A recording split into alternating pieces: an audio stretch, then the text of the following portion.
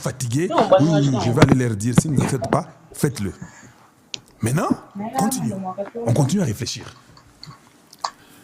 Beaucoup de Congolais veulent que les États-Unis attaquent Rwanda, Malamoko, Bakanga, Kagame, Bakanga, Baboko, tout ça, et puis c'est fini la paix entre. Je vais vous informer une chose.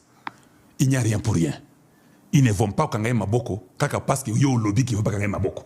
Toi, tu réfléchis sur tes émotions, ces sentiments, c'est bien, c'est normal, c'est un souhait de tout le monde. Le souhait n'est pas la réalité. Parce que, il ne faut pas aussi oublier que si vous tuez Kagame, les États-Unis ne veulent plus qu'il y ait encore un génocide chez eux. Est-ce que tu penses à ça? Vous voulez qu'ils puissent tuer Kagame, qu'il y ait encore un génocide au Rwanda? Ou bien vous voulez qu'on la lève sans qu'il y ait un génocide au Rwanda? Ce sont eux qui réfléchissent. Toi, tu ne réfléchis pas. Toi, tu n'as même pas, ata kombu ya pamba poti, ata eloko ya pamba, tu n'en as pas. Toi, tu souhaites seulement. Mais ces Américains ne vont pas faire ça. Ils vont avoir des experts et des gens qui seront là-bas. Comment on peut l'enlever? Ah, c'est difficile d'enlever. Pourquoi c'est difficile? Il avait travaillé avec nous pendant 25-30 ans. On ne peut pas seulement faire ça sur lui. Parce que même Mobutu, les Américains n'ont pas fait ça.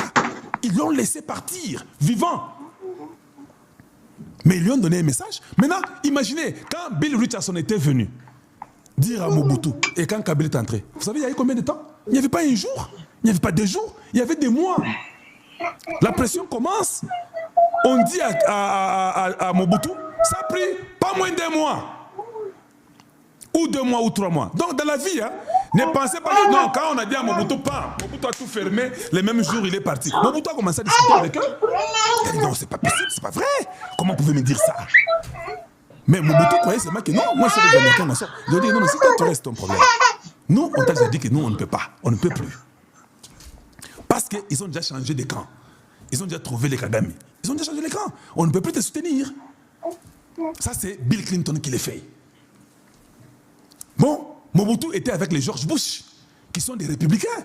Maintenant, quand les démocrates viennent, ils lui font ça. Ils tournent vers la France. La France n'a pas beaucoup de poids sur les États-Unis. La France ne peut pas l'aider. Entre-temps, Mobutu est malade. Qu'est-ce qu'il veut faire?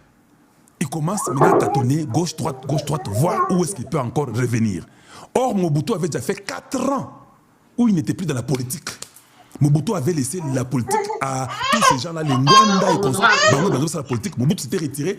Pratiquement, il ne faisait plus rien. Ça devient maintenant un morceau difficile. Il faut tout remettre en jeu, mais la pression augmente. Mais Kagame, chaque jour ici, continue à faire la politique. Ça ne sera pas les réplicas, ou bien les réplicata de Mobutu. Non, c'est pas vrai. Chacun a à savoir.